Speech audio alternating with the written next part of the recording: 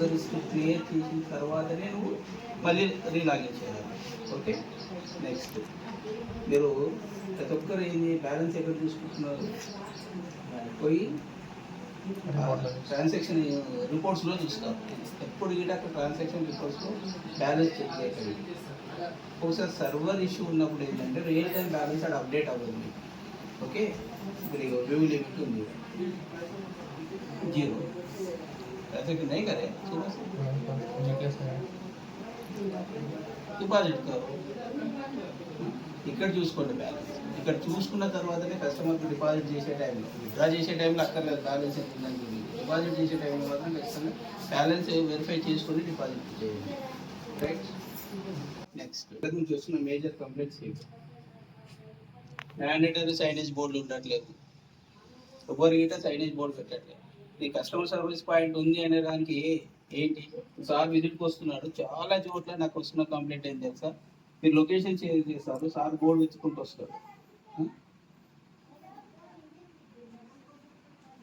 ఎక్కడ గిట్ట signage board పెట్టట్లేదు. మనకి ఏదైతే స్టాండర్డ్ ఫార్మాట్ ఉందో 3x6 సైజులో ప్రతి ఒక్కరు సైనేజ్ బోర్డు మెయింటైన్ చేయాలి. Okay, next voice problem.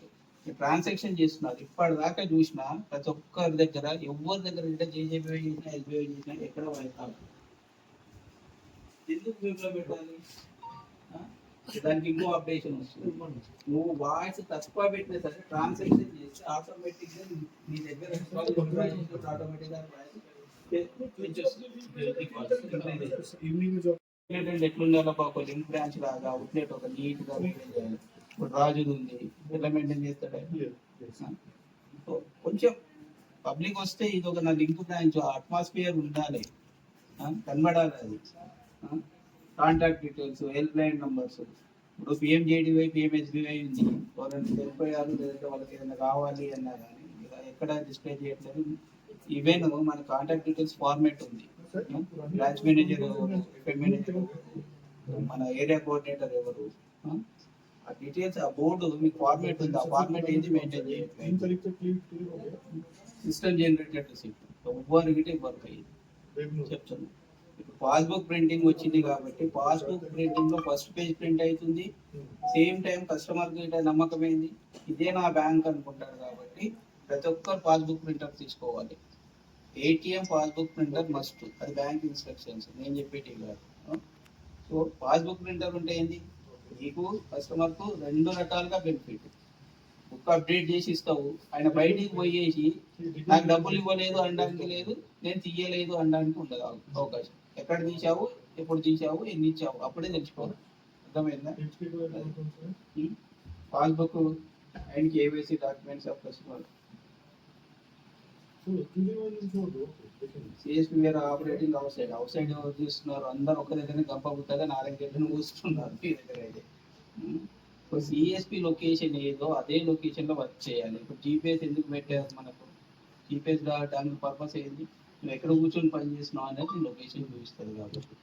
Okay, so 14 name and mobile number CSP operator BC ఖచ్చితంగా ఉండాలి. CSP function from the authorised location. Product and services, మన దగ్గర ఏమేమి సర్వీసులు ఉన్నాయి, ఏమేమి సౌకర్యాలు. సిఎస్పి అంటే సిఎస్పి పాయింట్లో ఏ సౌకర్యాలు ఉన్నాయి, ఏ సర్వీసులు లభిస్తాయి అనేది. సర్వీస్ ఛార్జెస్ అంతా గిట్ట పాతవి ఉన్నాయి. మన కొత్త బోర్డులో సర్వీస్ ఛార్జెస్ ఉంది కదా, దాన్ని క్రాప్ చేసి మళ్ళీ అందరికి ఇండివిజువల్ గా పంపించింది. దాని మీద ఆర్ఎఫ్ఐ ఆడిట్లో చాలా ప్రాబ్లమ్స్ వస్తున్నాయి. సర్వీస్ ఛార్జెస్ మాత్రం లేటెస్ట్ దే మెయింటైన్ చేయాలి. పాత బోర్డ్స్ ఎవరైతే ఉన్నారో అందులో మాత్రం ఇంపార్టెంట్ సైనేజ్ బోర్డు, రిప్లేస్కి సంబంధించి, ఏపీవైకి సంబంధించి, జేడీవైకి సంబంధించి ఫేక్ కరెన్సీ డిటెక్టింగ్ మోడ్. ఇది యూవీ ల్యాంప్ గారు ఫేక్ వర్క్ అయితే కౌంటింగ్ మిషన్ ఉందో వాళ్ళకి అక్కర్లేదు, కానీ రిమైనింగ్ వాళ్ళు మాత్రం ఖచ్చితంగా తీసుకోవాలి. ఎంత 300 400 ఉంటారు అబ్బాయి. వాయిస్ ప్రాబ్లం ఇప్పటివరకు చెప్పాను కదా. ఏటీఎం ఈవీఎం వాళ్ళు మైక్రో ఏటీఎం లేదు అంటే డిఫాల్ట్గా మీకు ఐడి నుంచి కట్ చేసి పంపించేస్తారు. చూశారు కదా లాస్ట్ మంత్ ఎవరికి ఏటీఎం లేకుండా ఉండడానికి లేదు. పాస్బుక్ ప్రింటర్ అదర్ బ్యాంక్స్ ఏవి వ్యాలెట్స్ కానీ ఏవి వాడవద్దు. అది తెలిస్తే మాత్రం ఐడియా సార్. సిస్టమ్ జనరేటర్ చెప్తే ఇంతకుముందు చెప్పాను. ఇంకొకటి ఏంటంటే మీకు ఆడిటర్ వచ్చినప్పుడు అప్పటిదప్పుడు సార్ నా అగ్రిమెంట్ ఇవ్వండి, అపాయింట్మెంట్ లెటర్ ఇవ్వండి అని అడుగుతున్నారు. తప్పది. ఎవరికైతే అపాయింట్మెంట్ లెటర్ అగ్రిమెంట్ ఇప్పుడు మీకు ఈ సైన్ మీ దాంట్లోనే అవుతుంది కదా, మీ మెయిల్లో ఉంటుంది కదా, డౌన్లోడ్ చేసి పెట్టుకోండి. ఒక కాపీ ప్రింట్అవుట్ మీ దగ్గర ఉండాలి, హార్డ్ కాపీ ఎక్కడైనా, కాపీ బ్రాంచ్లో ఉండాలి. ఆధారు, ప్యాను, మీ study certificate, police verification, agreement, IIP certificate ఖచ్చితంగా ప్రతి సిఎస్పి పాయింట్లో ఒక ఫైల్ చేసి పెట్టాలి బాస్. దాంతోపాటు ఎవ్రీ మంత్ మీ కమిషన్ ఏదైతే వస్తుందో అది ప్రింట్ తీసి అందులో ఫైల్ చేయాలి, గుర్తుపెట్టుకోండి. ఓకే. ఇది ఎవ్రీ మంత్ మనకు కంపల్సరీ. సిఎస్పి అంటే ఓన్లీ డిపాజిట్ విత్డ్రా చేస్తారంటే అర్థం లేదు. మీకు మంత్లీ టార్గెట్స్ ఏవైతే ఇస్తున్నారో అవి ఖచ్చితంగా చేయాల్సిందే, అంతకు మించే చేసుకోవాలి. ఎందుకంటే మీకే వస్తుంది కదా కమిషన్. మీరు ఎంత బిజినెస్ చేస్తే అంత కమిషన్ వస్తుంది. కేవైసీ లేకపోతే ట్రాన్సాక్షన్ లేకపోతే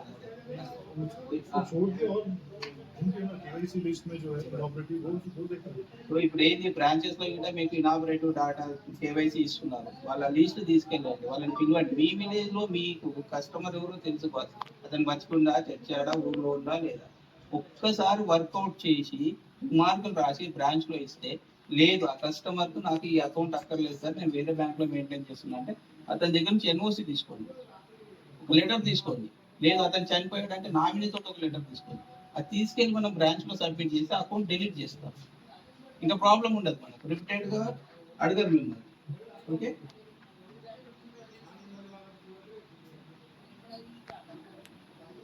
నెక్స్ట్ ఇప్పుడు కొత్తగా మీకు రొటీన్ గా మీకు తెలిసింది cash deposit, cash withdrawals. Okay. Latest ఇప్పుడు వచ్చిన ఆప్షన్ ఏంటంటే మీకు loan related service, loan deposit. ఓకేనా. ఇది మనం మన state bank of India customer కైనా చేయొచ్చు, అదర్ బ్యాంక్ కస్టమర్ కైనా, ఎవరికైనా చేయవచ్చు. ఓకేనా. దీనికి కావాల్సింది ఏంటి, కస్టమర్ ఆధారు, ప్యాన్, ఉద్యమ సర్టిఫికేట్. వాళ్ళు లోన్ ఏదైనా కిరాణం కొట్టు పెడతాం అనుకుంటున్నా, లేదంటే ఏదైనా ట్రాక్టర్ లోన్, బఫే లోన్, ఇట్లా ఏమన్నా స్మాల్ ఇండస్ట్రీ అంటే ఏంటి, మన పేపర్ ప్లేట్స్ ఇలాంటి చిన్న చిన్న పెట్టుకుంటున్నారు కదా. సో వాళ్ళకి సంబంధించి దీంట్లో నువ్వు ముద్రాలను అప్లై చేసుకోవచ్చు. దీంట్లో చాలా ఈజీ ప్రాసెస్ ఉంది. మీరు ఎవరిని అప్రోచ్ అవ్వడానికి లేదు, బ్రాంచ్ పోవాల్సిన అక్కర్లేదు, బ్రాంచ్ అప్రూవల్ అక్కర్లేదు. ఇంకా ఇన్స్టెంట్గా మీకు లోన్ ఇక్కడే ఇమ్మీడియట్లీ శాంక్షన్ అయిపోతుంది. సో ఇంకో ఫెసిలిటీ ఏముంది తెలుసా, నువ్వు స్టేట్ బ్యాంక్ ఆఫ్ ఇండియా కస్టమర్ను ఇందులో లోన్ కోసం అప్లై చేస్తున్నావు, పిఎంఎంవై ప్రధానమంత్రి. ఒకవేళ మన ఎస్బీఐ బ్యాంక్ రిజెక్ట్ చేసింది అనుకో, దానికి ఇవ్వను అన్నది అనుకో, ఆటోమేటిక్గా సర్వర్లో ఎన్ని బ్యాంక్స్ తోటి అయితే టైఅప్ అయి ఉందో, ఇండియన్ బ్యాంక్, వివో బ్యాంక్, అవతల బ్యాంక్ రెడీగా ఉంటే వాళ్ళు ఇచ్చేస్తున్నారు. అర్థమైందా. ఒక ఎగ్జాంపుల్ ఇప్పుడు చూపిస్తాను నేను. నిన్న రీసెంట్గా 2 days బ్యాక్ మన सीएसपी अगर state bank of India reject करे तो दूसरा बैंक अप्रूव कर देगा लोन.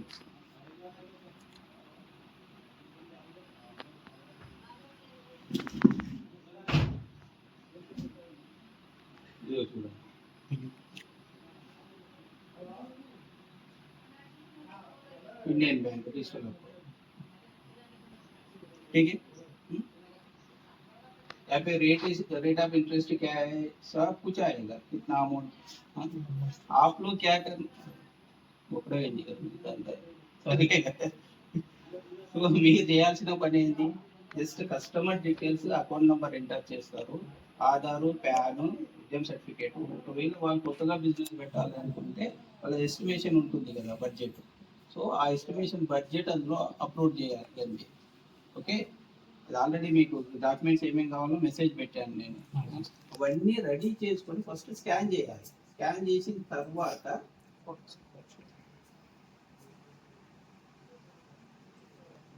స్కాన్ చేసుకొని మీకు పీపీటీ ఇచ్చాను కదా, స్టెప్ బై స్టెప్. అందులో ఏముండదు, అంతే. జస్ట్ ఇందులో అడిగినట్టు customer name, customer mobile number, scheme అవి ఎంటర్ చేసేసి నెక్స్ట్ వెళ్ళగానే డాక్యుమెంట్స్ అప్లోడ్ అవుతుంది. ఆ తర్వాత సర్వర్లో అతని సిబిల్ ఎవ్రీథింగ్ అంతా వెరిఫై చేసిన తర్వాత అతను ఎంత ఎలిజిబిలిటీ ఉన్నాడు.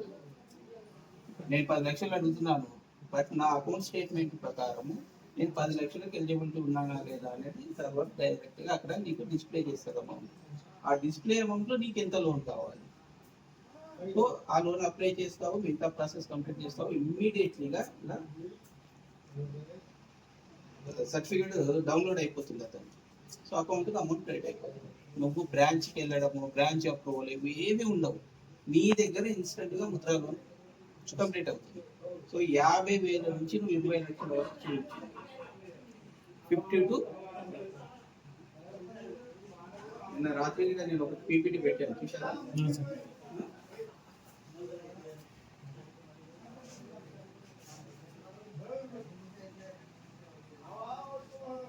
చాలా సింపుల్ ఉంది.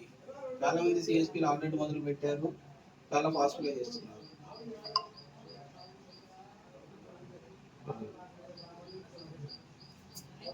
శిశు, కిషోర్, తరుణ్ ప్లస్ 50 బిలో 50,000 వరకు, అప్ టు 50,000 వరకు అయితే ఓన్లీ ఆధార్, ప్యాన్ ఉంటే చాలు. ఉద్యోగ సర్టిఫికేట్ మిగతా ఏది అక్కర్లేదు, అకౌంట్ స్టేట్మెంట్స్ ఏది అడగదు. ఓకే, 50,000 అబోవ్ అయితేనే అడుగుతుంది. రైట్, ఏమేం కావాలి ఇక్కడ ఇచ్చాడు.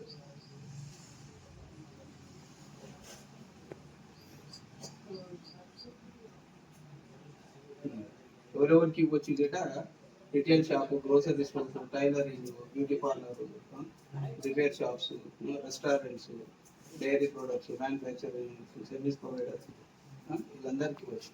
బట్ ఇప్పుడు మీరు సార్ నాకు పాస్బుక్ ప్రింటర్ కావాలి, నేను బ్రాంచ్లో ముద్రలో అడిగితే ఇవ్వట్లేదు అన్నారు అనుకో, మీరు ఏం చేయండి అంటే మీకు మీరుగా ఓన్గా అప్లై చేయలేదు, ఇందులో పక్క సిఎస్పి దగ్గరికి వెళ్ళి దాంట్లో కొట్టేయండి, ఇమ్మీడియట్లీ వచ్చారు. సో పాస్బుక్ అండ్ రెండింటికి పేమెంట్ వచ్చేస్తుంది. కొత్త సిఎస్పీస్ ఎవరు ఉన్నామనొచ్చు, వాళ్ళకి ఖచ్చితంగా ఏంది నియర్ బై సిఎస్పీ ఎవరైనా ఉంటారో వాళ్ళ దగ్గరికి తీసుకెళ్ళి అట్లా ముద్రాలో అప్లై చేయించేసి ఇమీడియట్లీగా ఏటీఎం అండ్ పాస్బుక్ పేమెంట్ పెట్టేసి దాంతోపాటు ఏమవుతుంది, ఈఎంఐ గిట్ట పెట్టుకుంటాడు ఆయన. డాక్యుమెంట్స్ ఏం కావాలి? Aadhaar, pan card, passport size photo. SBI అడుగుతుంది, స్టేట్ బ్యాంక్ ఆఫ్ ఇండియా అడుగుతుంది, అదర్ బ్యాంక్ అదే చెప్పాను కదా. Business plan, project estimation project ఉంటుంది కదా, అది అడుగుతుంది. అప్పుడు 50,000 అప్పు, బిలో 50కి అడుగుతుంది. కొటేషన్, ఇప్పుడు మనం అయితే పాస్బుక్ ప్రింటర్ అయితే పాస్బుక్ ప్రింటర్ కొటేషన్ ఇచ్చాం కదా, జస్ట్ అది పెట్టేసి ఆ వెండర్ అకౌంట్కి వెళ్ళిపోతుంది. Business proof, income proof, ITR, financial year అది. సో అది ఏంటి, మనం అబౌవ్ 50,000 అప్పుడు ఇవన్నీ అడుగుతుంది. అన్నీ అడగట్లేదు, కొన్ని అడుగుతుంది. Simple process, step by step ఇందులో ఉంది. లోన్ దేనికి అనేది ఇక్కడ సెలెక్ట్ చేసుకుంటే దానికి సంబంధించిన డాక్యుమెంట్స్ మట్టుకే అడుగుతుంది. ఓకేనా? సో మీరు ఒక్క కస్టమర్ని చేశారు అంటే మీకు ఒక ప్రాసెస్ అర్థమైపోద్ది ఈజీగా. మీ విలేజ్లో ఎంతమందికి అంటే అంతమందికి బ్రాంచ్కి పంపనక్కర్లేదు, మీ దగ్గరనే చేసుకోవచ్చు. ఓకే, కమిషన్ వచ్చేసి 0.10, అది అడగలేదు సార్, కమిషన్ ఎంత వస్తుంది. ఓకే, ఇది మెయిన్ టార్గెట్. ఇప్పుడు ప్రతి ఒక్కరూ ఈ నెల మినిమం 2 లీడ్స్ జనరేట్ చేయాలి. అబో ఎన్నైనా చేసుకోండి, మనకు ఎల్హెచ్ఓ నుంచి ఇచ్చిన టార్గెట్ మినిమం 2. ఓకేనా? ఈ రోజు కానీ రేపు కానీ ఇది కంప్లీట్ అవ్వాలి. Next social security schemes. ఇప్పటి వరకు అయితే మీరేంది ఎల్జీఓ సార్ అని అడుగుతున్నారు. ఎల్జీఓ కస్టమర్కి కేవైసీ అప్డేట్ చెక్ చేయండి, ఆధార్ సీడింగ్ చెక్ చేయండి. ఆధార్ రిజిస్ట్రేషన్ వేరు, ఆధార్ సీడింగ్ వేరు. ఫస్ట్ ఆధార్ సీడింగ్ చెక్ చేయండి, తర్వాత ఈ సిప్లో అకౌంట్ నెంబర్ ఇవ్వండి. అకౌంట్ నెంబర్ సెలెక్ట్ చేసి అకౌంట్ నెంబర్ ఇవ్వండి. ఎవరికి? Tiny account holder. ఓకేనా? సేవింగ్ బ్యాంక్ అకౌంట్ హోల్డర్ అయితే డైరెక్ట్ ఆధార్ ద్వారా చేసేయచ్చు. సో ఇందులో సిప్తో బదులు అకౌంట్ నెంబర్ ఇచ్చేసి అయిపోతుంది. ఏపీవై వచ్చేసి బిలో 40 years అందరికీ చేయొచ్చు బై. ఇప్పుడు మీరు అకౌంట్ ఓపెన్ చేసినప్పుడు మైనర్ మేజర్ ఎవరైతే కన్వర్ట్ అవుతున్నారో వాళ్ళందరికీ ఏపీవై చేయాలి మీ దగ్గరకు వచ్చినప్పుడు. ప్రతి కస్టమర్ మీద మనము 10 రూపాయలు సంపాదించాలి. కేవలం నేను వచ్చాడు, విత్డ్రా చేశాను, డిపాజిట్ చేశానంటే కుదరదు. ఈచ్ అండ్ ఎవ్రీ సర్వీస్ నువ్వు ప్రతి కస్టమర్ మీద అప్లై చేయాలి. రెమిటెన్సెస్, ఐఎంపిఎస్, నెట్, ఆర్డి, ఇది మెయిన్ ఇంపార్టెంట్ వాస్తవం. ఆర్డీలో ఏంటంటే మీరు ఓపెన్ చేసిన అకౌంట్స్ ఏవైతే ఉంటాయో వాళ్ళకి మట్టుకు ఇక్కడ ఆర్డీ చేయడానికి సిట్ నెంబర్లో ఆర్డీ చేస్తే నీకు యూజ్ అయింది, కస్టమర్కి యూజ్ అయింది. అంటే నువ్వు ఎన్ని ఆర్డీలు చేస్తే నీకు అకౌంట్లో, కస్టమర్ అకౌంట్లో బ్యాలెన్స్ మెయింటైన్ చేయడం ద్వారా నీకు యావరేజ్ బ్యాలెన్స్ కమిషన్ అనేది పెరుగుతుంది. అర్థమవుతుందా? కొత్త వాళ్ళకి మీరు ఇప్పుడు ఏదైతే అకౌంట్ ఓపెన్ చేశారో మినిమం 200 అకౌంట్స్ ఉన్నాయనుకోండి మీ ద్వారా ఓపెన్ అయినప్పుడు, ఆ 200 అకౌంట్స్లలో 5 lakhs రూపీస్ ఉండాలి యావరేజ్. యావరేజ్ ఎంత? 5 lakhs అంటే ప్రతి అకౌంట్ ఎంత ఉండాలి? 500 రూపీస్. అంతేనా? 100 divided by 5 lakhs 2000 ఉండాలి.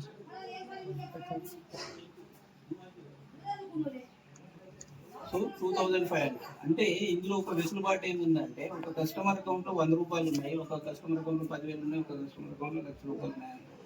ఓవరాల్గా నీకు 200 అకౌంట్స్ యాక్టివ్ ఉండాలి, జీరో ఉండదు. ఓకే, 200 అకౌంట్లలో 5 లక్షల రూపాయలు ఉన్నప్పుడు నీకు 2,000 రూపాయలు మినిమం కమిషన్ ఇస్తుంది. 2,000 నుంచి 50,000, 2,000 to 50,000 వరకు కమిషన్ వస్తుంది. సో కస్టమర్ అకౌంట్లో బ్యాలెన్స్ ఎంత నువ్వు ఫండింగ్ చేయిస్తే, ఎంత డిపాజిట్ చేయిస్తే అంత నీకు యావరేజ్ బ్యాలెన్స్ కమిషన్ అనేది మంచిది. ఎందుకు? కస్టమర్ నీ దగ్గరికి రాని రాకపోవచ్చు, కస్టమర్ దగ్గర నువ్వేలో కస్టమర్ నీ దగ్గరికి రాదు, బట్ కస్టమర్ అకౌంట్ లో బ్యాలెన్స్ మెయింటైన్ చేస్తున్నారు, దాని ద్వారా నీకు కమిషన్ ఇస్తారు. సో మన దగ్గర చాలా మంది సిఎస్పీలు ఉన్నారు, 20,000, 30,000 యావరేజ్ బ్యాలెన్స్ కమిషన్ చూపిస్తావు స్టేట్మెంట్ కావాలంటే.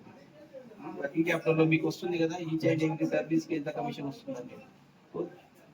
అలా కేవలం 20,000-30,000 యావరేజ్ బ్యాలెన్స్ ఉంది, మిగతా ట్రాన్సాక్షన్ చేసుకునే వాళ్ళు ఉన్నారు. సో ప్రతి కస్టమర్ చెప్పాల్సింది ఏంటి? రైతు బంధు పడ్డా, ఉపాధి హామీ పడ్డా, పెన్షన్ పడ్డా, ఈ మెయిన్ టార్గెట్ ఈ పెన్షనర్స్, ఉపాధి హామీ వీళ్ళని టార్గెట్ చేయాలి. ఎందుకు? వాళ్ళకు మంచి ఇన్కమ్ ఉంది కాబట్టి. సో దీంట్లో ఏజ్ ఏం లేదు, ఏజ్ వాళ్ళనైనా నువ్వు చేయవచ్చు. ఆర్డీ చేయడం వల్ల ఇంకోటి బెనిఫిట్ ఏంటంటే, రూరల్ పబ్లిక్ ఇప్పుడు సపోజ్ మనకు బిగ్ ఫెస్టివల్స్ ఏంటి? దివాళీ, రంజాన్, క్రిస్టమస్ ఇవి ఉన్నాయి. సో ఆ ఫెస్టివల్స్ టైంలో ప్రతి ఒక్కరు కొత్త బట్టలు కొనాలి.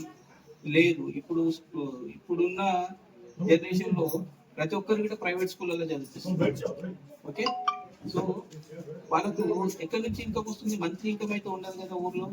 ఏదో పొలం పని చేసుకుంటారు, పంట మీద వచ్చేటట్లే వేరే అవకాశం లేదు. సో అప్పుడు ఏం చేయాలి అంటే, ఈ రైతుల ద్వారా గిట్ట నెలకు పెన్షనర్స్ ద్వారా, ఈ రైతుల ద్వారా గిట్ట నెలకు 500, 1,000 రూపాయలు పొదుపు చేయించామనుకో మనం.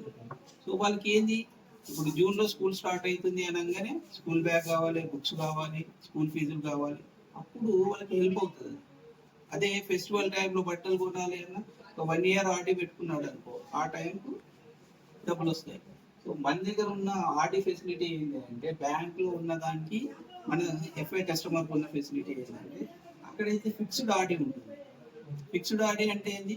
ప్రతి నెల మనం 10వ డేట్ కట్టాలి అంటే 10వ డేట్ లోపల నువ్వు కట్టాలి. 10 డేట్ తర్వాత కడితే అది నెక్స్ట్ మంత్ ఇంట్రెస్ట్ అనేది నెక్స్ట్ మంత్కి వెళ్ళిపోతుంది, నెక్స్ట్ మంత్కి పడుతుంది. ఇందులో ఉన్న ఫెసిలిటీ ఏంటంటే ఫ్లెక్సీ ఆర్డీ. ఈ రోజు నా దగ్గర 100 రూపాయలు ఉన్నాయి వేస్తాను, రేపు 1000 రూపాయలు ఉన్నాయి తెచ్చేసుకోవచ్చు. ఎన్ నెంబర్ ఆఫ్ టైమ్స్, నువ్వు సంవత్సరంలో 12 నెలలు ఆ డిపాజిట్ మీద కస్టమర్ కు end of the day rate of interest మొత్తం క్యాలిక్యులేట్ అవుతుంది. సో కస్టమర్ కి ఇందులో ఎక్కడ లాస్ లేదు. అర్థమైందా? ఒకవేళ అతను కట్టని స్టేజ్ లో ఉన్నాడు, మధ్యలో డ్రాప్ అయినా ఆ నెల వరకు ఎంత ఇంట్రెస్ట్ యాడ్ అవుతుందో ఆ ఇంట్రెస్ట్ కొట్టుకుంటే డ్రాప్ అవ్వచ్చు. సో మన డిపాజిట్స్ ఇప్పుడు డిపాజిట్ మొబిలైజేషన్ క్యాంప్ నడుస్తుంది. మీరు ఏం చేయాలి, మీ దగ్గర రెగ్యులర్ గా విత్డ్రాల్కి వచ్చే కస్టమర్స్ ఉంటారు కదా, పెన్షనర్స్ కానీ, మీకు వాళ్ళకి చెప్పి ఖచ్చితంగా ఆర్డీ అకౌంట్ ఒకటి ఓపెన్ చేయాలి. ఇప్పుడు అదే అకౌంట్ లో డబ్బులు ఇచ్చారనుకో, నీ దగ్గర కాకపోతే పక్కన ఏటీఎం లోను లేదంటే బయట బ్యాలెన్స్ సర్వీస్ విత్డ్రా కొడుతున్నారు. ఆ విత్డ్రా అవ్వద్దు, కస్టమర్ అకౌంట్ లో బ్యాలెన్స్ మెయింటైన్ చేస్తే నీకు యావరేజ్ బ్యాలెన్స్ కావాలి అంటే ఖచ్చితంగా ఆర్డీ ఓపెన్ చేయాలి.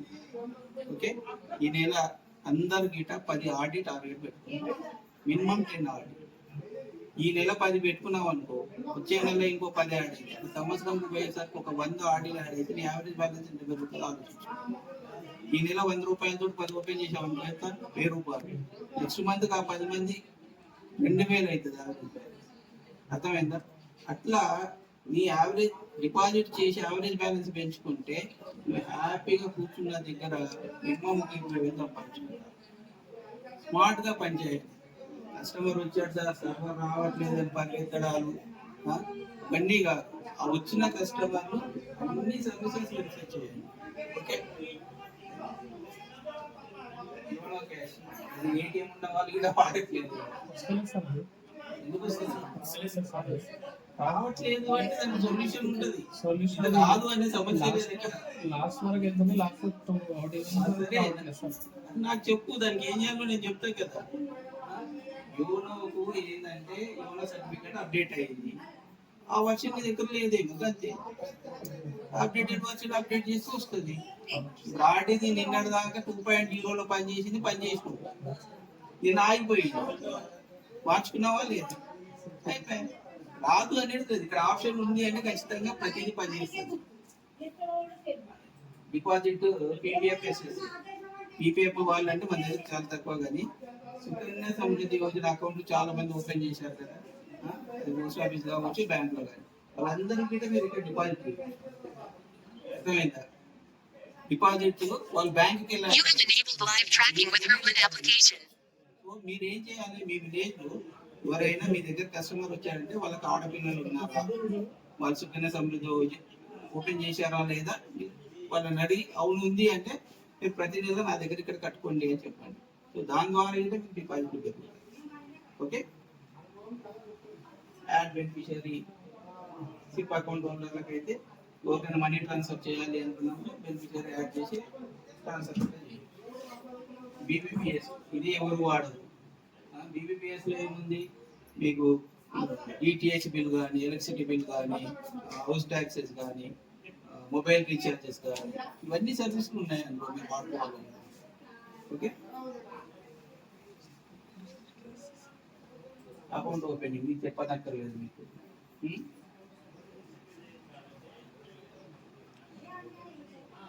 అకౌంట్ ఓపెనింగ్ లో ఒక ప్రాబ్లం ఏమొస్తుంది అంటే, మీరు ఏదైనా అకౌంట్ ఓపెన్ చేసేటప్పుడు ఈ sign could not be found DOB అని ఎర్రర్ వస్తుందా.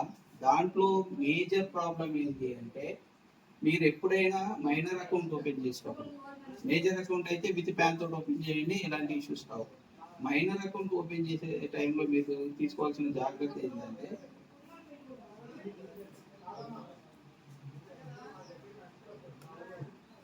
ఇది నేను రోజు పెడుతున్నాను, ఎంతమంది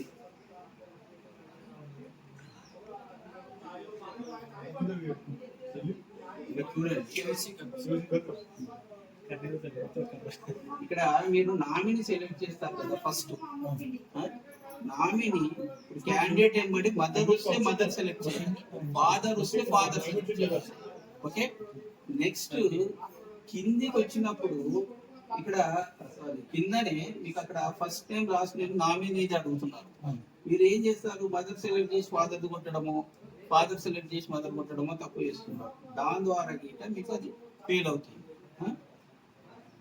సెకండ్, పక్కాగా నామినీ ఎవరైతే గార్డియన్ వస్తున్నారో మదర్ కానీ ఫాదర్ కానీ వచ్చినప్పుడు ఫ్రెష్గా ఆధార్ కార్డు డౌన్లోడ్ చేయాలి. మీరు అకౌంట్ ఓపెనింగ్ చేసే ముందుగా వాళ్ళ ఆధార్ కార్డు డౌన్లోడ్ చేయాలి.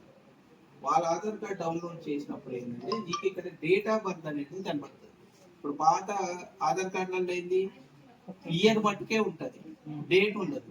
మీరేం చేస్తున్నారు, గుడ్డిగా అందరికి 0101 ఉంది కదా అని చెప్పి 0101 ఇయర్ కొట్టేస్తున్నారు. కొంతమంది డేట్ ఉంటుంది. సో దాని ద్వారా నీకు ఇది అవ్వదు. ఇంకా ఈ రెండు జాగ్రత్తగా చెక్ చేసుకొని మీరు చేయండి. అంతే.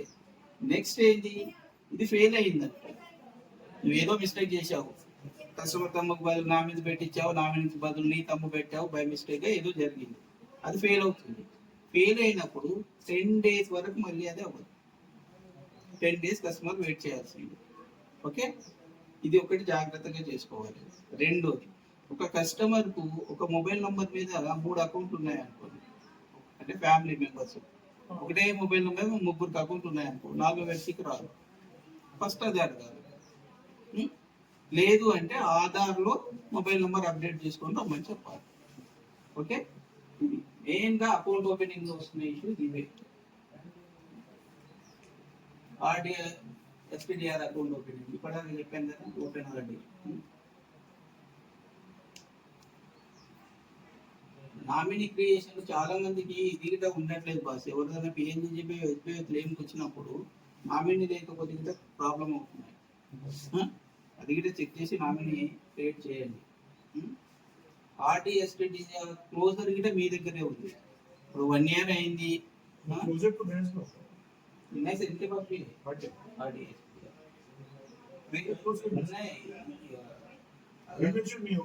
प्रीमेच्योर अगर इनके पास आज है बोले तो आज करे तो हो जाती, कल आया तो नहीं होता उनके पास. కాకపోతే ఆర్టీ ఎస్టీఆర్ చేసేటప్పుడు, ఎస్టీడీఆర్ అంటే ఫిక్స్డ్ డిపాజిట్, ఎవరికైనా భూమి అమ్మికి డబ్బులు వచ్చాయి, ఇంకేదో రకంగా డబ్బులు వచ్చినప్పుడు వాళ్ళవి. సో ఆర్టీ చేసేటప్పుడు ఏం చేయండి అంటే ఆటో రెన్యువల్ ఆప్షన్ పెట్టకండి, ఆటో అప్డేట్ పెట్టకండి. అదేమవుతుంది అంటే ఇప్పుడు కస్టమర్ చూసుకోలేడు, ఈ రోజుతో అయిపోయింది, రేపు ఏమవుతుంది ఆటోమేటిక్గా మళ్ళీ నెక్స్ట్ ఆయన 1 year పెట్టుకుంటే 1 year 2 years పెట్టుకుంటే అప్పటి వరకు మళ్ళీ వాళ్ళకు ఇబ్బంది అవుతుంది. ఓకేనా, అదొకటి చూసుకోండి. Easy banking, Aadhaar seeding, tag registration, ATM card issuance, blocking మీ దగ్గరనే ఉంది. ఇప్పుడు ఏటీఎం కార్డు ఏంటంటే నాట్ ఓన్లీ ఎఫ్ఐ కస్టమర్, మీరు ఓపెన్ చేసిన కస్టమర్కే కాదు, బ్యాంకులో సేవింగ్ బ్యాంక్ అకౌంట్ హోల్డర్ గిట్ట ఏటీఎం పిన్ జనరేట్ అవుతుంది. ఏటీఎం కార్డు ఇష్యూ గిట్ట చేయొచ్చు. ఏటీఎం కార్డు ఇష్యూ చేసేటప్పుడు ఏం చేయాలంటే ఫస్ట్ ఏటీఎం బ్లాక్ చేయాలి. ప్రీవియస్లీ బ్లాక్ చేసిన తర్వాతనే కొత్తది ఇష్యూ చేయాలి. మీరు కొంతమంది ఏం చేస్తున్నారు, ఏటీఎం కార్డు లేదు అంటే డైరెక్ట్ అందులో పోయేసి సార్ ఇది రావట్లేదు సార్ అని స్క్రీన్ షాట్ పెడుతున్నారు. ప్రీవియస్ ఫస్ట్ బ్లాక్ చేయండి. ఓకే, బ్లాక్ చేసిన తర్వాత అసలుకే ఇప్పటివరకు ఏటీఎం కార్డు లేదంటే డైరెక్ట్గా తీసేసుకుంటారు. చెక్ బుక్ రిక్వెస్ట్ కింద ఇక్కడే పెట్టవచ్చు మీరు. Stop request, stop payment, request payment. Next ఇది లీడ్ జనరేషన్. ఇంతకుముందు ఏమో పిఎంఎంఐ ముద్రా లోన్, ఇక్కడ వచ్చేసేది ఇక్కడ ఏ లోన్ అయినా మీరు చేయవచ్చు. कमीशन अच्छा देता है, हाउसिंग लोन वगैरह दिए तो अच्छा कमीशन देता है. డిపాజిట్స్, కోర్ట్ స్కీమ్స్ ఉన్నాయి, పీపీఎఫ్, సుకన్య సమృద్ధి యోజన. ఇప్పుడు మన దాంట్లో ఇది ఓపెన్ అవ్వట్లేదు, ఇది ఒకటి వర్క్ చేసేయండి. హోమ్ లోన్స్ ఉంది. హోమ్ లోన్స్ లో 2 types ఉంటుంది. ఒకటి ఏంది టాప్అప్, అంటే ఆల్రెడీ లోన్ తీసుకున్నాడు అతను అయిపోతుంది మళ్ళీ రెన్యువల్ చేసుకోవడం. 2 ఫ్రెష్గా. సో ఇది అన్లిమిట్, నీకు ఓన్లీ డిపాజిట్ విత్డ్రా చేయాలంటే 30,000 ఉంది, కానీ ఇక్కడ నువ్వు లోను ఎంతనైనా పెట్టవచ్చు. 20 లక్షలు, 30 లక్షలు, 50 లక్షలు, ఎంత నువ్వు చేస్తున్న పని ఏంది, కేవలము ఇక్కడ ఉన్న 4-5 ఎంట్రీలు, వాళ్ళ పేరు, వాళ్ళ ఊరు, వాళ్ళ మొబైల్ నెంబరు, వాళ్ళ డేట్ ఆఫ్ బర్త్, అతనికి ఏ లోన్ కావాలి అదొకటి నువ్వు ఎంట్రీ చేస్తున్నావు అంతే. ఇక్కడ లీడ్ జనరేట్ అవుతుంది, ఆ లీడ్ ఐడి వస్తుంది, ఆ అప్లికేషన్ పైన ఆ లీడ్ ఐడి పంపిస్తే బ్రాంచ్లో వెళ్ళగానే ఆ లీడ్ ఐడి కొడితే ఆటోమేటిక్గా కస్టమర్ డీటెయిల్స్ అనేది డిస్ప్లే అవుతాయి. నెక్స్ట్ బ్రాంచ్ వాళ్ళు ఆ ప్రాసెస్ చేసేస్తారు. అది చేసినందుకు మీకు కమిషన్ వస్తుంది. హోమ్ లోన్లో అయితే 0.50 అంటే 1,500,000. హోమ్ లోన్ తీసుకునే వాళ్ళు 1,00,000 2 లక్షలు కాదు కదా, మినిమం 10 లక్షలు, 20 లక్షలు, 50 లక్షలు అవుతుంది. ఆలోచించేయండి. పర్సనల్ లోన్ ఉంది, 0.10 ఉంది. ఈ సెగ్మెంట్ లోన్లో వచ్చేసి గోల్డ్ లోన్. చాలా మంది గోల్డ్ లోన్ మీరే ప్రపోజ్ చేస్తున్నారు బ్రాంచ్కి. అదేదో ఇక్కడ లీడ్ జనరేట్ చేసి బ్రాంచ్కి పంపించారు అనుకో కస్టమర్ని, ఇది వస్తుంది కూర్చున్న దగ్గర 1,00,000 2 లక్షలు తీసుకుంటే 500,000 రూపాయలు వచ్చేసింది కదా.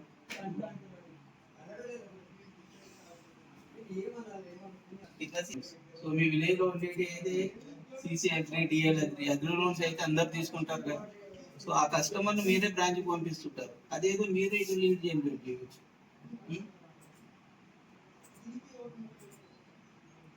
ఇంకా నెక్స్ట్ మీకు ఫ్యూచర్ అప్డేట్స్ ఏంటంటే mutual funds, demat accounts. So bank లో ఉన్న ఆల్ ప్రొడక్ట్స్ మీ దగ్గర ఉన్నాయి పోయి. ఇవన్నీ ఏంది చెప్పాలన్నా, ఇప్పుడు మ్యూచువల్ ఫండ్స్ ఉంది. మ్యూచువల్ ఫండ్స్ అనేది ఏంది, మంత్లీ డిపాజిట్ చేస్తారు ఖచ్చితంగా. సో ఆ మంత్లీ డిపాజిట్ చేయడం వల్ల నీకేంటి బెనిఫిట్, యావరేజ్ బ్యాలెన్స్ వస్తుంది. సో ఇవన్నీ యూటిలైజ్ చేసుకోవచ్చు మీరు. ఆ డిపాజిట్ విత్డ్రాల్ నుంచి బయటికి రండి. ఓకే, ఇది ఇందులో ఏముంది, ఇందులో ఏమైనా డౌట్ ఉందా మీకు? లీడ్ జనరేషన్ లో లీడ్ జనరేట్ చేసి కేవైసీ ఏం కావాలనేది బ్రాంచ్ లో ఒకసారి ఫీల్డ్ ఆఫీసర్ గారిని అడిగారు అనుకోండి. అప్లికేషన్ ఫామ్ ఇస్తాడు, కొన్ని తెచ్చి మీ దగ్గర పెట్టుకోండి. మాన్యువల్ అప్లికేషన్ ఫామ్, కేవైసీ ఏం కావాలి ఓ లిస్ట్ తెచ్చుకోండి. కస్టమర్ ఆ కేవైసీ అన్ని రెడీ చేసి అప్లికేషన్ కు అటాచ్ చేసి మీ లీడ్ ఐడి దాని మీద రాసి బ్రాంచ్ పంపిస్తే చాలు. నువ్వు బ్రాంచ్ చుట్టూ నువ్వు తిరగనక్కర్లేదు. నువ్వు దానికి ఎస్టిమేషన్లు అవన్నీ నువ్వు ఏం చేయనక్కర్లేదు. నువ్వు లీడ్ జనరేట్ చేసి క్యాండిడేట్ ప్రపోజ్ చేస్తున్నావు అంతే, బ్రాంచ్ కి ఈ కమిషన్ వస్తుంది.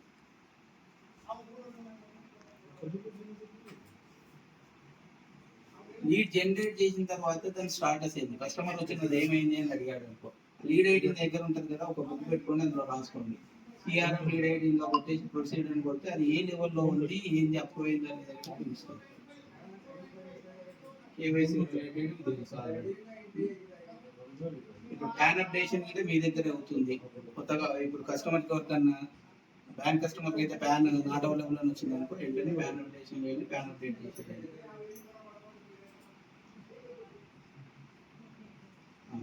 ఇప్పుడు కొన్ని ట్రాన్సాక్షన్స్ మీకు టైం అవుట్ అవుతున్నాయి, డీమోడ్ సక్సెస్ అయ్యో టైం అవుట్ అవుతాయి. ఆ కస్టమర్ ట్రాన్సాక్షన్స్ చాలా మంది ఏం చేస్తారు, సార్ కస్టమర్ కు డబ్బులు పనిలేవంట, కస్టమర్ వచ్చి అడుగుతున్నాడు అంటారు. అలాంటి టైంలో మీరు ఏం చేయాలంటే, ఇనిషియల్ రిఫండ్ ఉంది కదా, ఇందులో వెళ్ళి లోన్ డిపాజిట్ చేసావా, IMPS A type of transaction అంటే ఇనిషియల్ డిపాజిట్. ఇనిషియల్ డిపాజిట్ అంటే account opening. Account opening fail అవుతాయి కదా, ఫెయిల్ అయిన వాళ్ళే రిటర్న్ ఎక్కడ వస్తాయి, ఇక్కడ ఉంటుంది. సో మీరు ఇక్కడ చెక్ చేసుకోవాలి. ఫస్ట్ కస్టమర్ వచ్చి మిమ్మల్ని అడగానే ఫస్ట్ ఏం చేయాలి, ఇంట్లో చెక్ చేసి ఒకవేళ రిఫండ్ అయింది అంటే ఏదో నీకన్నా రావాలి, కస్టమర్ కన్నా వెళ్ళాలి, రెండే ఆప్షన్స్ అక్కడ. సో నీకు ఇక్కడ కనబడలేదు అంటే నువ్వు ఇమ్మీడియట్ గా ఏం చెప్పాలి, బాబు నీ అకౌంట్ పడతాయి, విత్ ఇన్ 2 వర్కింగ్ డేస్ లో నీకు వస్తాయి అని చెప్పాలి. ఆ 2 డేస్ తర్వాత ఇక్కడ రాలేదని మళ్ళీ ఇక్కడ చెక్ చేసుకోవాలి మీరు. ఓకే, నెక్స్ట్ ఇక్కడ మర్చిపోయారు ట్రాన్సాక్షన్ హిస్టరీ. చాలా మంది ఏం చేస్తున్నారు, ఏదైనా ట్రాన్సాక్షన్ ఫెయిల్ అయింది, ఏదైనా అయింది అంటే నల్లు వచ్చింది అంటే మీరు ఏం చేస్తారంటే, సిఎస్పీస్ నాకు ఎలా పెడుతున్నారు అంటే,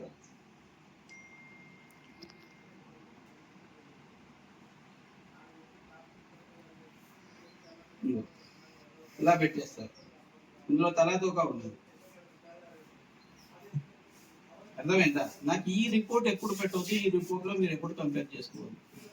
ఓకే, ఈ ట్రాన్సాక్షన్ రిపోర్ట్ ఇది పట్టుకొని లాస్ట్ లో బ్యాలెన్స్ పట్టుకొని ఎప్పుడు గిట్ట దాని మీదనే, సార్ నాకు గంట కిందట 1,00,000 ఉండే నాకు ఇప్పుడు 10,000 ఎట్లా అయింది సార్ అని ఫైట్ చేయకండి. రియల్ టైం బ్యాలెన్స్ చెక్ చేసుకోండి. అది టెక్నాలజీ సార్. ఇక్కడ ట్రాన్సాక్షన్ కి సంబంధించిన మట్టుకు మీరు ఎప్పుడు గిట్ట ఇక్కడే చూసుకోవాలి. ఎవరిది ఫైజర్ ట్రాన్సాక్షన్ అవ్వలేదు ఆయన.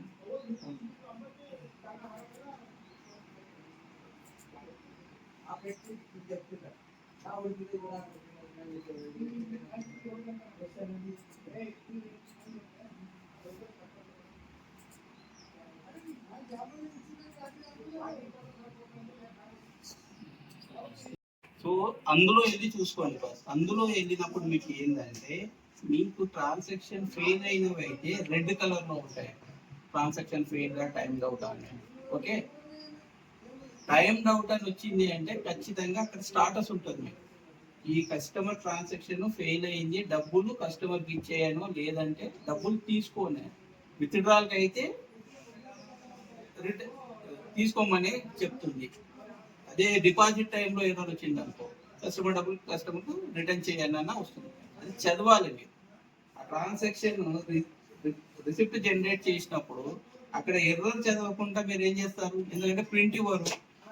నా ఎర్రర్ వచ్చిందని ఫోటో కొడుతున్నారా, కస్టమర్కి ఇస్తున్నారంటే అది చేయడం లేదు. సో నెక్స్ట్ సింపుల్ గా కస్టమర్ రాగానే మమ్మల్ని అడుగుతారు. ఓకే,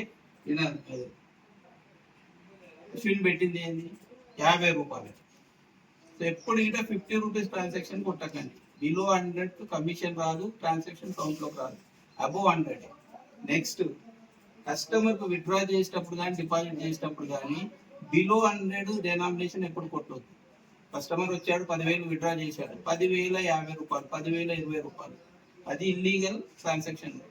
బ్యాంకు మీ ఐడిని బ్లాక్ చేసేస్తుంది ఇమ్మీడియట్గా. అలాంటి ట్రాన్సాక్షన్స్ నువ్వు రెగ్యులర్గా చేస్తున్నావు అంటే ఇమ్మీడియట్గా నీ ఐడి బ్లాక్ అయిపోతుంది. చిల్లర ట్రాన్సాక్షన్స్ ఉండదు, రౌండ్ ఫిగర్స్ 10,100, 10,200 ఇలా ఉండాలి తప్ప 10 రూపీస్లో, 20 రూపీస్లో, 50 రూపీస్లో ఉండదు. కస్టమర్ వచ్చి అడిగింది అనుకోండి 11,200 ఉంది అనుకోండి, 11,200 విత్డ్రా చేయమంటే చేయొద్దు. ఇప్పటిదాకా ఏం చెప్పిన యావరేజ్ బ్యాలెన్స్ మెయింటైన్ చేయాలంటే ఇది ఖచ్చితంగా మినిమం ఎఫ్ఐ కస్టమర్ అయితే అట్లీస్ట్ ఒక 500 అన్నా మెయింటైన్ చేయించాలి. ఓకేనా? ఆ 500 ఎందుకు? ఇప్పుడు గతంలో మన పిఎన్జిబి ఎస్బీఐ ఏంటి అంటే ఎవ్రీ ఇయర్ మే 31కు రెన్యువల్ అవుతుంది. అది రెగ్యులర్ ప్రాసెస్. ఆ టైంలో వాళ్ళ అకౌంట్లో 500 రూపీస్ ఉండడం వల్ల ఏంది జేజేబీ అండ్ ఎస్బీఐ కట్ అవుతుంది. సో జేజేబీ ఎస్బీఐ కట్ అయితే రెన్యువల్ అవ్వదు, బ్యాలెన్స్ లేదనుకో రెన్యువల్ అవ్వదు. అర్థమైందా? ఇంతకుముందు ఏముంది అంటే కస్టమర్ ఈ ఇయర్ కట్టాడు, అతను వాళ్ళ ఫ్యామిలీ మెంబర్స్ గిట్ట అందరూ ఏమనుకుంటారంటే మా పిఎన్జిబి ఎస్బీఐ ఉంది కట్ అయింది అని వచ్చి బ్యాంక్ వచ్చి గొడవ పెట్టుకుంటున్నారు.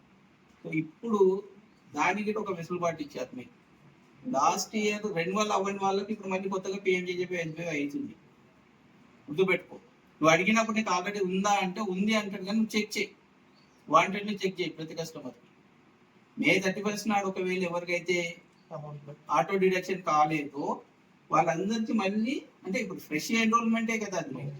సో దానివల్ల నీకు ఒక ఉపయోగం ఉంది. ఎందుకు? ఇంతకుముందు ఏంది మే 31కి ఆటో రెన్యువల్ అయిపోయింది అనుకో నీ కమిషన్ రాకుండా. ఓకే, ఇప్పుడు మళ్ళీ ఫ్రెష్గా ఎన్రోల్మెంట్ చేస్తావు కాబట్టి ఫ్రెష్ కమిషన్ వస్తుంది. ఓకే, సో వచ్చిన ప్రతి డిపాజిట్ హోల్డర్ కానీ విత్డ్రా హోల్డర్ కానీ ఖచ్చితంగా స్కీమ్స్ చెక్ చేసిన తర్వాతనే మీకు యాక్టివేట్ చేయండి. ఫస్ట్ మినీ స్టేట్మెంట్ కొట్టు, రూపాయి వస్తుంది. దాని తర్వాతనే నువ్వు రిప్లేస్ చెక్ చేయి, దాని తర్వాత విత్డ్రాల్ చేయి. రూపీస్ వస్తుందా? మీకు వస్తుంది. అర్బన్ వేరే, రూరల్ వేరే ఉంటారు. केवाईसी करो 25 रुपीस आता है 35 केवाईसी करो 25 अबो చేస్తే 40 రూపీస్ వస్తుంది. मेरे को दो ही चीज करके दो, ट्रांजैक्शन नहीं भी करे तो चलता है नहीं अपना फायदे में तो आपका नहीं, ट्रांजैक्शन नहीं करे तो इनको రూరల్ ఇన్సెంటివ్ नहीं मिलता. थोड़ा ट्रांजैक्शन तो हो जाए. మీకు ఇంకొకటి ఇప్పుడు ఈ చాలా అప్డేట్స్ అయినాయి. చాలా మంది ఏంటంటే వచ్చే రూరల్ కమిషన్ గిట మీరు పొందలేకపోతున్నారు. ఇంతకుముందు ఏది మీరు మినిమం 100 ట్రాన్సాక్షన్స్ 50 అకౌంట్స్ ఓపెన్ చేస్తే మీకు రూరల్ కమిషన్ వచ్చేది. ఇప్పుడు అది కాదు, ఖచ్చితంగా 21 డేస్ లాగిన్ ఉండాలి. 21 డేస్ మీన్ డైలీ నువ్వు ట్రాన్సాక్షన్ చేయాలి. ప్లస్ డైలీ మినిమం 10 ట్రాన్సాక్షన్స్ అంటే 300 ట్రాన్సాక్షన్ అంటే రోజు 10 మందికి కస్టమర్ సర్వీస్ ఇవ్వలేమనుకో ఏమొస్తుంది అప్ప 300 ట్రాన్సాక్షన్ నువ్వు చేసిన ఎంత కమిషన్ వస్తుంది? యావరేజ్గా నీకు ఎంత 0.5 పైసా అప్ టు 10,000 వరకు. అంటే నీకు నీ దగ్గర ట్రాన్సాక్షన్స్ అయ్యేటి అన్ని బిలో 10,000 కదా.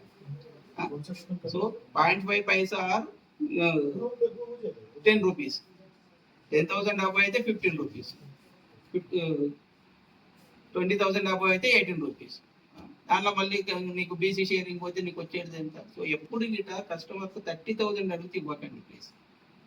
మీరు రైతు బంధు పడని, పెన్షన్స్ పడని ఏవి కానీ వాళ్ళ ఐడి వాళ్ళ అకౌంట్లో ఉన్న బ్యాలెన్స్లో ఎప్పుడు ఆయన 10,000 అడిగినంటే 5,000 ఇవ్వండి. డబ్బులు లేవు ఇంకో 10 మందికి నేను ఇవ్వాలి. నువ్వు 10,000 చొప్పున 10 మందికి ఇస్తే నీకు వచ్చేది ఏం లేదు. అదే 10,000 10 మందికి ఇచ్చినావు అనుకో కమిషన్ పెరుగుతుంది. అర్థమైందా లాజిక్? ఆ 10 మంది రేపు రమ్మని మళ్ళీ నేను ఇక్కడే ఉంటా కదా రేపు వచ్చి తీసుకో అని చెప్పండి. మళ్ళీ ఇంకొకటి సేమ్ డే సేమ్ కస్టమర్కు నువ్వు ఎన్ని విత్డ్రాల్ చేసినా కమిషన్ రాదు. ఫస్ట్కే కమిషన్ వస్తుంది, గుర్తుపెట్టుకోండి. ఫస్ట్ అంటే ఇది ఫస్ట్ ఒక 500 విత్డ్రా చేశారు, మళ్ళీ తర్వాత వచ్చి 10,000 అన్నాడు అనుకో, నీకు వచ్చేది 500కి కమిషన్, 10,000కి రాదు. ఈసీఎస్ పీరియడ్ తీసి మళ్ళీ నా దగ్గరికి వచ్చింది నాకు కూడా వస్తుంది. ఇప్పుడు నిన్న లేటెస్ట్ యూపీఐ అప్డేట్ అయింది కదా, చార్జెస్ పడతాయి సార్. అది మర్చెంట్. అర్జెంట్ కానీ నిన్న లేటెస్ట్ మన ఎఫ్ఐ అప్డేట్ ఏంటంటే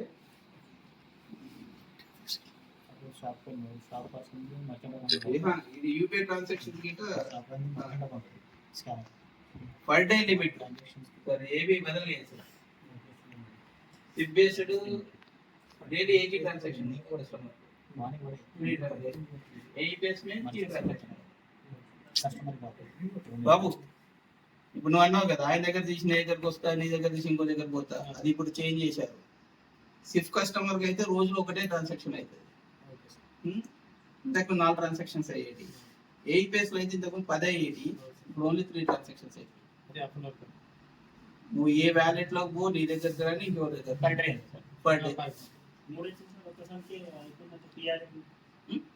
అది నువ్వు ఇంకో హాఫ్ అన్ అవర్ ఆగినట్టు వచ్చేస్తుంది. అర్థమైందా? డైలీ లిమిట్ చేంజ్ అయ్యింది. ఇది గుర్తు పెట్టుకోండి కాస్త.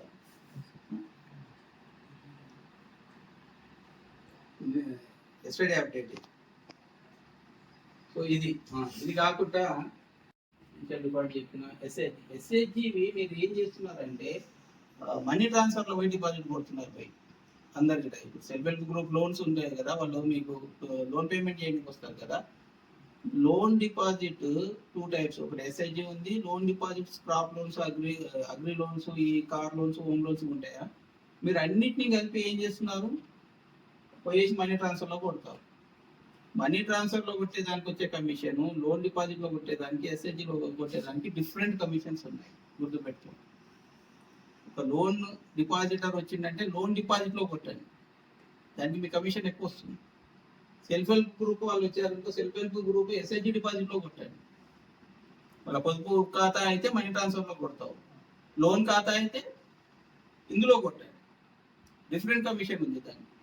ఓకే, లోన్ దాంట్లో లోన్ డిపాజిట్ అదే చెప్తున్నా కదా. ఇప్పుడు ఎస్ఎస్సి దాంట్లో ఎస్ఐజి దిగిట అదే మరి అక్కడే తేడా ఉంది. దానికి దీనికి పాయింట్ పైసా తేడా వస్తుంది, నీకు లాస్ అవుతున్నట్టే కదా. మనం ఇప్పుడు ఎలా పెట్టాలి సార్ ఎస్ఎస్సి? అదే వాడు ఆప్షన్ ఎందుకు పెట్టిండా నీకు పర్టికులర్గా ఎస్ఎస్సి ఎస్ఐజిలో కొట్టు, మిగతా లోన్స్ అని లోన్లో కొట్టు. తేడా తెలుస్తుంది నీకే కమిషన్లో.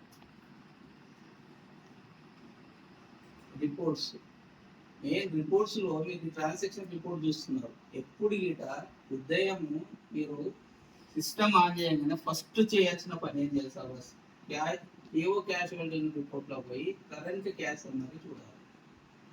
ఓకే,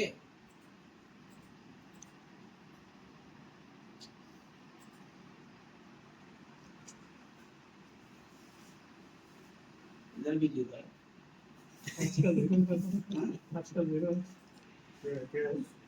अरे ట్రాన్సాక్షన్ చేస్తారు సార్. ఏ గ్రూప్ ఇక్కడ చూసుకోవాలి ఎప్పుడైనా సరే. ఇందులో చూసుకోండి ఓపెనింగ్ బ్యాలెన్స్ అనేది ఇక్కడ చూసుకుంటే మీకు ఇక్కడ మైనస్లలో ఉంటుంది. ఓకే, ఇక్కడ ప్లస్లో వచ్చిందంటే ఏంటి అంటే సర్వర్ ఇష్యూ అయినప్పుడు నువ్వు ఏవైతే విత్డ్రాల్ చేసినా డిపాజిట్ చేసినా మీ ఐడి నుంచి బ్యాలెన్స్ కట్ కాకుండా బ్రాంచ్ బీజే నుంచి డైరెక్ట్గా కస్టమర్ క్రియేట్ అవుతుంది. మనకి లాస్ట్ మంత్ 3rd నాడు చాలా ట్రాన్సాక్షన్స్ ఫెయిల్ అయ్యాయి. మీరు మనీ ట్రాన్స్ఫర్ చేశారు, మనీ ట్రాన్స్ఫర్ చేసినప్పుడు ఏమైంది, నీ దగ్గర సక్సెస్ చూపెట్టింది, నీ దగ్గర నుంచి డిపాజిట్ అయింది కస్టమర్కు. సేమ్ టైం బ్రాంచ్ బీజే నుంచి కూడా కస్టమర్కు డిపాజిట్ అయింది. అర్థమైందా? సో అతను ఏం చేశారు, నీ దగ్గర నీకు రివర్స్ అయ్యింది అమౌంట్ సిస్టమ్. ఓకే, బ్రాంచ్ బీజే నుంచి డెబిట్ అయింది కాబట్టి కస్టమర్కు బ్రాంచ్ హోల్డ్లో పెట్టింది. హోల్డ్లో పెట్టినప్పుడు ఏం చేయాలి, ఎందుకు హోల్డ్లో పెట్టింది, రీజన్ ఏంటంటే కస్టమర్ నీకు డబ్బులు ఇచ్చాడా బ్రాంచ్కి తెలియదు, కస్టమర్ నీ దగ్గర నుంచి రిటర్న్ తీసుకెళ్ళాడా బ్రాంచ్కి తెలియదు. సో అది రిస్క్ అవుతుంది కస్టమర్. సో కస్టమర్ ఏం చేయాలి అంటే అప్పుడు వచ్చి నిన్ను అడుగుతాడు. ఫస్ట్ ఎప్పుడు అడుగుతాడు, నీకు డబ్బులు ఇచ్చి ఉంటే ఆ డబ్బులు నువ్వు కస్టమర్కి ఇస్తే కస్టమర్ తీసుకెళ్ళి బ్రాంచ్లో డిపాజిట్ కూడా చేసుకుంటాడు, క్లియర్ అయింది. అర్థమైందా? బ్రాంచ్ నుంచి ఎట్లా క్రెడిట్ అయినా మనకి నేను ఇచ్చాను కదా, నెక్స్ట్ డే మీకు నెక్స్ట్ అప్పుడే మా కస్టమర్ మాకు అమౌంట్ ఇచ్చేసి వెళ్ళిపోతారు. అక్కడ ట్రాన్సాక్షన్ టైం అవుట్, ఇప్పటిదాకా అదే చెప్పాను నేను. Transaction time out, deemed success, deemed failure వచ్చినప్పుడు ఈ మెసేజ్ క్లియర్ గా అక్కడ చూపిస్తుంది, కస్టమర్ దగ్గర డబ్బులు తీసుకో అని చెప్తుంది. అది డీమ్డ్ సక్సెస్. డీమ్డ్ ఫెయిల్యూర్ వచ్చినప్పుడు ఏం చెప్తుంది అంటే ట్రాన్సాక్షన్ ఫెయిల్ అయింది, కస్టమర్ రిటర్న్ ఇచ్చే డబ్బులు అని చెప్తుంది. అది మనం చదవం. అక్కడ ఫెయిల్యూర్ సక్సెస్ చూడగానే ఇటన్నా అటన్నా అంతే. విత్డ్రాల్స్ ఫెయిల్ అయినాయి డబ్బులు కస్టమర్కి ఇవ్వకండి అని నేను ఒక మెసేజ్ పెట్టినా ఇమ్మీడియట్లీగా. గ్రూప్లో ఎవరైతే చూడలేదో వాళ్ళు పైసలు ఇచ్చుకుంటా పోయి పని చేసేది. నెక్స్ట్ డే ఏమైంది, నీ ఐడి నుంచి మళ్ళీ రికవరీ అయింది, ట్రాన్సాక్షన్ ఫెయిల్ అయింది కాబట్టి నువ్వేం చేయాలి అప్పుడు, అలా కస్టమర్ని వెతికి పట్టుకొని డబ్బులు వసూలు చేసుకోవాలి.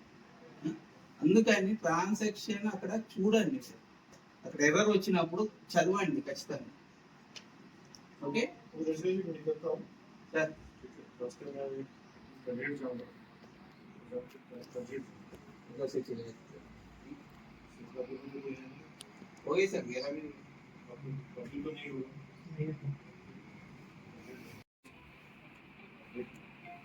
मनोज कल भी थोड़ा देखो ఓకే సార్. इधर अगर होगा तो दूसरी जगह मैसेज में ग्रुप में मैसेज डाला हूँ कल परसों भी केवीसी तो जितना हमारे स्पेशली जो विलेज के सीएसपी है ना उनसे करो तो आप एक बार मैसेज डाल दीजिए और रास्ते बात करेंगे ఓకే సార్.